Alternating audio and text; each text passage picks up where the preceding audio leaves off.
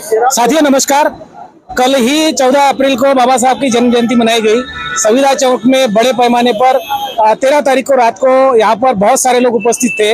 दूसरे दिन भी यहाँ पर 14 तारीख को बहुत सारे लोग उपस्थित थे और आज 15 तारीख है। 15 तारीख के दिन भी यहाँ पर बहुत सारी पब्लिक, महिलाएं और पुरुष दिख रहे हैं। और क्या वजह है इसकी जानकारी लेने के लिए हम यहाँ पर आए हुए हैं। तो हमारे पास में प्रेस नोट आई हुई है। उस प्रेस नोट के आधार पर यहाँ पे विषय लगाया गया है, लोक प्रतिनिधि अधिनियम 1951 की धारा 59 का अनुपालन करके आदेश देश भर में ईवीएम मशीन के बजाय बैलेट पेपर से चुनाव कराया जाए। इसके संदर्भ में ये लोग सभी चौक में यहाँ पे बहुत सारे लोग आए। उसमें हमारे साथ में एक व्यक्ति, प्रतिष्ठित व्यक्ति है, जिनसे आज वो यहाँ पर क्यों आए इनकी प्रतिक्रिया जानते हैं। सबसे पहले तो आपका परिचय दीजिए।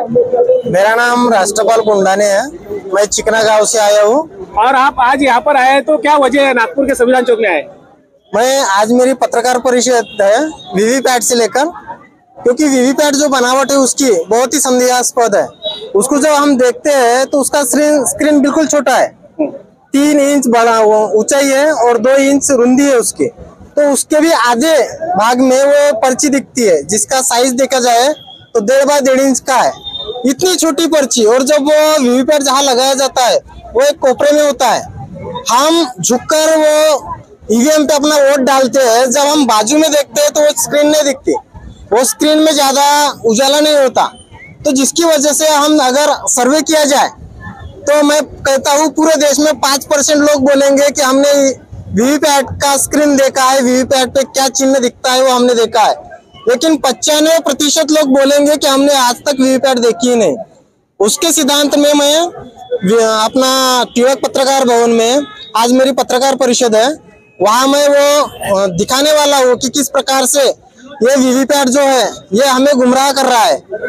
तो इसके लिए मैं यहाँ आया हूँ और मेरे कुछ साथी है जिन्होंने मुझे यहाँ पे बुलाया। तो साथियों, अभी एक विशेष न्यूज आ रही है संविधान चौक नागपुर से। आप देख रहे हैं कि हमारे पास जो शख्स खड़े हैं, हमारे साथ में जो शख्स खड़े हैं, उनका ये कहना है कि चुनाव आयोग ने जो वीवीपैट मशीन लगाई है उसमें भी घोटाला होता है। अभी तक कहा जा रहा था कि केवल ईवीएम मशीन में घोटाला होता है। हमारे साथ में जो शख्स खड़े हैं वो अभी आज नागपुर में उनका 16 तारीख को पत्रकार परिषद है और उस पत्रकार परिषद में वो वीवीपैट में कैसा घोटाला होता है उनका लाइव टेलीकास्ट दिखाने वाले हैं। आने वाले समय में हम उनको जो लाइव टेलीकास्ट दिखाने वाले हैं उसकी भी खबर। साथियों, हमारे साथ में कुछ बुजुर्ग वर्ग है और वो भी बैलेट पेपर से चुनाव चाहते हैं। अब बैलेट पेपर से चुनाव होना चाहिए, इसके लिए वो यहाँ पर आए हैं। वो निवेदन भी साथ में लाए, इस पर उन्होंने साइन भी की हुई है। आप देख सकते हैं इस पर साइन की गई है, उन्होंने साइन की हुई है।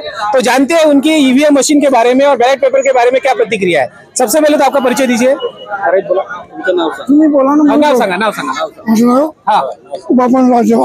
हा, तुम्ही इथं कशासाठी आल्या? सगळ्याला बी आम्हाला मशीनचं मतदान नको। अच्छा, आम्हाला पेपर स्टॅम्पचं मतदान पाहिजे। का बरं असं काऊन पाहिजे? त्याच्यामध्ये काहीतरी गडबड आहे म्हणून। तुम्हाला असं काऊन वाटतं की गडबड आहे? काय कारण झालं, असं काय वाटलं तुम्हाला गडबड आहे? ते गडबड म्हणजे अशी आहे की तिथे आम्ही पेपर दाबले त्याचे मतदान त्याच तिकीट निघून येतो असं आहे। अच्छा, असं तुम्हाला वाटतं की बटन दाबल्यानंतर कुणीकडे वोट जाते ते तुम्हाला दिसतच नाही? म्हणजे आता तुम्ही इतके झाले अशी शंका आहे आम्हाला। अच्छा, शंका आहे। म्हणजे तुम्ही आता किती वर्षाचे असाल?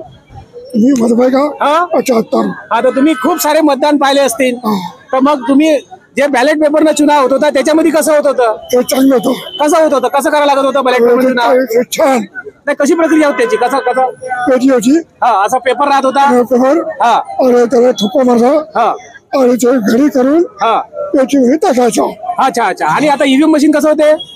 त्याच्यामध्ये बटन दाबले म्हणजे अशी शंका आहे ते मतदान तिकडे जाते। मशीनची शेती तशी बनवली। तुमच्या म्हणण्याचा अर्थ असा आहे की बॅलेट मध्ये असं होत होतं की तुम्हाला तुमचा जो व्यक्ती आहे, तुमचा जो उमेदवार आहे तो दिसत होता, असं म्हणणं आहे ना? तुमच्या बॅलेट मध्ये तुम्हाला दिसत होता की हा माझा व्यक्ती आहे, याला मी धप्पा मारला आणि त्याला मी घडी करून बॅलेट डॉक्युमेंट टाकला। पण आता ईव्हीएम मशीन मध्ये मी बटन दाबतो तर माझा वोट कुणीकडे जाते मला दिसत नाही, असं तुमचं म्हणणं आहे? हो, दाबतो मी माझे मत करून जाते हा. हे मला समजत नाही, दिसत नाही. अच्छा, मग त्याच्यासाठी तुम्ही इथे आले आहात? म्हणून आम्ही मोर्चामध्ये आम्ही सामील झालो. अच्छा, तो साथियों आप देख सकते हैं कि जो यहाँ पे 85 साल के बुजुर्ग हैं, उन्होंने भी कई दिनों आज तक उन्होंने वोट मतदान का काम किया है और वो आज इतने बुजुर्ग होने के बावजूद भी आप देख सकते हैं लाठी साथ में है और वो आए हुए हैं। तो उनका भी कहना है कि हमने इतने सारे बैलेट देखे, इतना सारा चुनाव देखा, उसमें बैलेट का ही चुनाव देखा। बैलेट में हम जो व्यक्ति है उसका फोटो देखते थे, उसका सिंबल देखते थे, उसको मोहर लगाते थे और उसको फोल्डिंग करके उसको बैलेट बॉक्स में डालते थे। और वर्तमान में जो ईवीएम मशीन है उसके द्वारा इनका कहना है कि हम बटन दबाते हैं, आवाज होता है, लेकिन वोट किसको जाता है हमको पता ही नहीं होता है, ऐसा इनका कहना है। जय मुल्लासी जय भीम. मी संगीता सूर्यवंशी कळमेश्वरून आलो. आम्ही म्हणजे कशासाठी आलो इथं आम्ही इथे म्हणजे ते तुम्हाला सांगायचं आहे. जे भरपूर लोक आले होते ते निघून गेले आणि कशासाठी एवढे म्हणजे तोडजोड धाडस करून आले आहे फक्त आणि मतदानसाठी. आपलं स्वतःचं मतदान चोरी होत आहे. म्हणजे का बरं एवढे दिवस झाले अरे स्वतःचं मतदान असं कसं चोरी होत आहे. आपण जनतेला सांगत आहोत की आमचं मतदान चोरी होत आहे, आम्हाला बॅलेट पेपरवर मतदान करायचं आहे, ईव्हीएम म्हणजे मशीनवर नाही करायचं आहे, तरी पण हे लोक ऐकायला तयार नाही. अरे हे सरकार आहे ना, या सरकारला ना विद्यार्थी खुश आहे ना, शेतकरी खुश आहे ना, नोकरदार खुश आहे. विद्यार्थीला बघा शिक्षण असून नोकरीवाल्याला भाव नाही आहे आणि नोकरी ज्याला शिक्षक वर्ग आहे, नोकरी आहे, त्यांना पेन्शन नाही. आणि मला पेन्शनची खूप गरज आहे, मला काय सगळ्याच गरज आहे. म्हणून हे जे सक्षम लोक सत्तेवर बसा, जे एनर्जी वाले बसा, जे नालायक लोक आणि सक्षम म्हणजे याच्यात खूप फरक आहे. सक्षम बसले तर जनतेचा संविधानाचा विकास होईल, संविधान टिकून राहील, नाही तर संविधान नष्ट होईल. मन हात जोडून विनंती आहे. मला थोडस 4 ओळी सांगायचं आहे.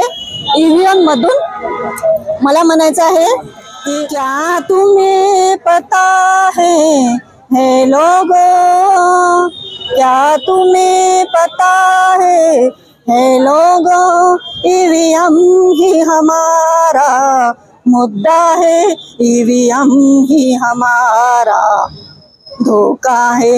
ईवीएम को हटाना जरूरी है, ईवीएम को हटाना जरूरी है. ईवीएम हटली ना आपाप बॅलेट पेपर येते, लोक निवडून येते. हे बिना कामाचे लोक यांना जसं मोदी को हटा म्हणजे आपाप ईव्हीएम हटली की मोदी हटला आणि बॅलेट पेपर आला की आपली सक्षम लोक आले. इथे एवढंच सांगते आणि थांबते. धन्यवाद.